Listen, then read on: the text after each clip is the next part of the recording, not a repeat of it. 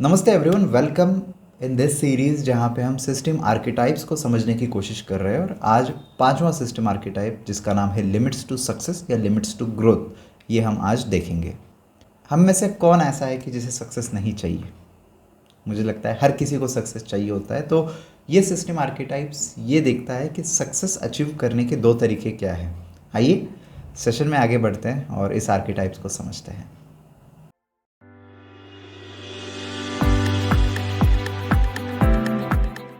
अभी स्क्रीन पे आप कॉजल लूप डायग्राम देखोगे लिमिट्स टू सक्सेस इस आर्किटाइप का।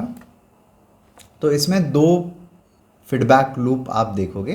पहला है रीइंफोर्सिंग फीडबैक लूप, मतलब जितना आप एफर्ट ज़्यादा करते हो उतना आपका परफॉर्मेंस इंप्रूव होता है, और जितना परफॉर्मेंस आपका बढ़ेगा उतना आप ज़्यादा एफर्ट देने के लिए प्रेरित होते हैं या मोटिवेट होते हैं।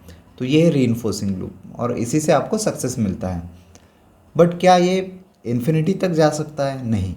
इसके लिए एक बैलेंसिंग लूप आता है जो एक लिमिटिंग एक्शन, जो कंस्ट्रेंट के हिसाब से आपका लिमिटिंग एक्शन आपके सक्सेस को लिमिट करता है। आपका परफॉर्मेंस बढ़ेगा और उसके साथ साथ लिमिटिंग एक्शन भी उसमें बढ़ेगा, सेम डायरेक्शन में है। और एक लिमिट के बाद ये लिमिटिंग एक्शन आपको रोकेगा और सक्सेस मिलने के लिए ये आपको रेस्ट्रिक्ट करेगा। तो लिमिट्स टू ग्रोथ या लिमिट्स टू सक्सेस जब भी आप आर्किटाइप देखते हो तो ये सिनारियो ऐसे होता है कि आप इनिशियली आपको सक्सेस मिलता है, बट अल्टीमेटली कुछ समय के बाद में जो एक्शन आप कर रहे थे उसी से आपको सक्सेस मिलना बंद हो जाता है।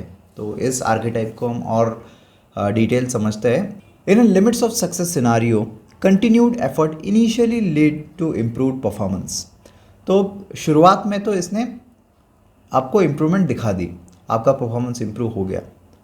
Over time the system encounters a limit which causes the performance to slow down और even decline even as effort continue to rise. मतलब आप कितना भी इसमें एफर्ट बाद में और डाल दो बट आपका परफॉर्मेंस इसमें इम्प्रूव नहीं हो रहा है, बिकॉज कोई एक कंस्ट्रेंट यहाँ पे काम कर रहा है। द फिफ्थ डिसिप्लिन इस बुक में भी इस सिस्टम आर्किटाइप को काफ़ी अच्छे से एक्सप्लेन किया गया है, तो मैं अभी वहाँ पे आपको लेके चलता हूँ। तो ये डिफरेंट रिप्रेजेंटेशन आप इसमें देख पा रहे हो कॉजल लूप डायग्राम का। So a process feeds on itself to produce a period of accelerating growth और expansion, then the growth begins to slow and eventually comes to a halt and may even reverse itself and begin an accelerating collapse. तो ये general description आप देखोगे। A growth phase is caused by a reinforcing feedback process. The slowing arises due to balancing process जो हमने अभी देखा. The limit can be a resource constraint or an external or internal response to growth. The accelerating collapse arises from the reinforcing process operating in reverse to generate more and more contraction. Early warning symptom क्या है, कैसे आप पहचानोगे? तो generally आप ऐसा first discussion ऐसा सुनोगे, why should we worry about problems we don't have, we are growing tremendously. आपका ग्रोथ हो रहा है, बट कुछ समय के बाद आप देखोगे कि sure there are some problems but all we have to do is go back to what was working before. कुछ प्रॉब्लम आप देखोगे बट आप सोचोगे कि नहीं, ये सिस्टम इतने देर तक इतने टाइम तक वर्क किया तो अभी भी करेगा, हम और एफर्ट इसमें और बढ़ाते हैं। But ultimately the harder we run the more we seem to stay in the same place, because आप जो पावर बढ़ा रहे हो वो आप कंस्ट्रक्टिव एक्शन की पावर इसमें बढ़ा रहे हो। तो इसमें मैनेजमेंट क्या कर सकता है?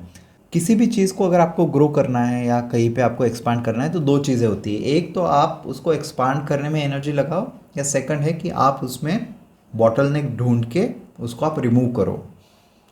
जो उस ग्रोथ को रोक रहा है उसको आप वीकन करो, उसको आप रिमूव करो, तो अल्टीमेटली आप वहाँ पे एक्सपांड कर पाओगे। जनरली हम जो सेकंड वाला है, वीकेस्ट लिंक है या जहाँ पे आपका बॉटलनेक है, तो वहाँ पे हम जनरली कह रहा हूँ मैं, हम वहाँ पे फोकस नहीं करते। हम सिर्फ एक्सपांशन, सिर्फ ग्रोथ, सिर्फ हमारे एफर्ट के बारे में सोचते हैं। तो इसमें और कुछ एग्जांपल्स हम देखते हैं। A company instituted an affirmative action program which grow in support. तो एक प्रोग्राम है लेट्स से कंपनी का, जहाँ पे उन्होंने माइनॉरिटी एम्प्लॉयज़ को अलग अलग टीम में पुट किया। और बहुत सारी कंपनीज़ में अभी जब डाइवर्सिटी और इंक्लूजन बढ़ाने की बात ESG रिपोर्टिंग में हो रही है, तो बहुत सारे ऑर्गेनाइजेशंस विमेन पार्टिसिपेशन को बढ़ावा दे रहे हैं। बट बहुत जगह से मैं ये भी सुनता हूँ कि ऑर्गेनाइजेशन में वहाँ पे एक फाइट बैक आता है कुछ समय के बाद, because initially that is good, that is working, but कुछ टाइम के बाद जो मैं देख रहा हूँ तो बहुत सारे एम्प्लॉय ये कंप्लेंट करते हैं कि that particular person got this position because of just this policy and that person doesn't deserve it. तो इस तरीके का एक बहुत बार एक fight back push back organisation on ground face करते हैं। तो ये भी एक सिमिलर तरह का लिमिट्स टू सक्सेस है।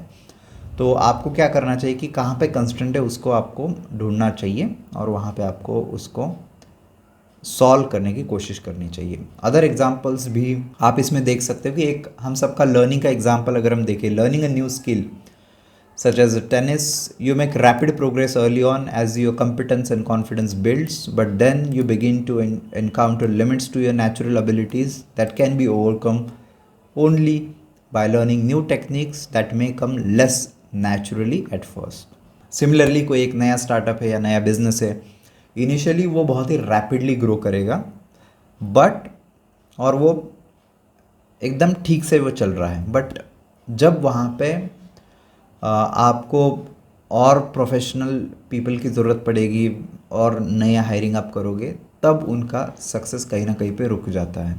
A new product team that works beautifully until its success causes it to bring in too many new members who neither share the work style nor values of the founding members। तो बहुत सारे organisations के साथ ये होता है, initially जब एक छोटा ग्रुप होता है तो बहुत अच्छे से वो काम करते हैं, बट आगे चल के जब उनको बहुत उनकी टीम काफ़ी एक्सपांड हो जाती है, तब वही डेडिकेशन से और उसी क्वालिटी से आउटपुट डिलीवर नहीं किया जा सकता, तो वो वहाँ पे उनका लिमिट है। तो सिर्फ ग्रोथ की तरफ देखने से उस ऑर्गेनाइजेशन का इशू सॉल्व नहीं होगा, बट उनको जो लिमिटिंग फैक्टर है, तो मे बी जो हायरिंग प्रोसेस है या मे बी जो ट्रेनिंग प्रोसेस है एम्प्लॉयज़, इसी लिमिट पे उन्हें वर्क करना पड़ेगा। जस्ट एक्सपांड करके अल्टीमेटली वो ग्रो नहीं कर पाएंगे। इसके लिए गाइडलाइंस टैकल करने के लिए this archetype is most helpful when it is used well in advance of any problems to see how the cumulative effect of continued success might lead to future problems. तो इसको advance में ही आप use कर सकते हो। अगर बहुत सारी ग्रोथ आप देख रहे हो किसी एक आपके इनिशिएटिव में, किसी आपके प्रोजेक्ट में, तो आप ये देखोगे कि आगे चल के इसको कहाँ पे लिमिट आ सकती है।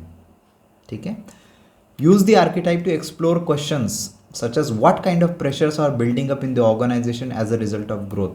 अगर ये ग्रोथ कर रहा है तो कहाँ पे प्रेशर बिल्ड हो रहा है। Look for ways to relieve pressure और remove limits before an organisational gasket blows. तो जहाँ पे भी प्रेशर, जहाँ पे भी लिमिट बन रही है, तो उसको आप कैसे रिमूव कर सकते हो। तो ये लिमिट्स टू सक्सेस, ये आर्केटाइप हमें समझाता है। इस वीडियो में यहीं पे रुकता है और ये हमारा एक्सप्लोरेशन हम कंटिन्यू रखेंगे नेक्स्ट वीडियो में। Thank you so much for all of you for your valuable time. Let's meet in next video. Thank you.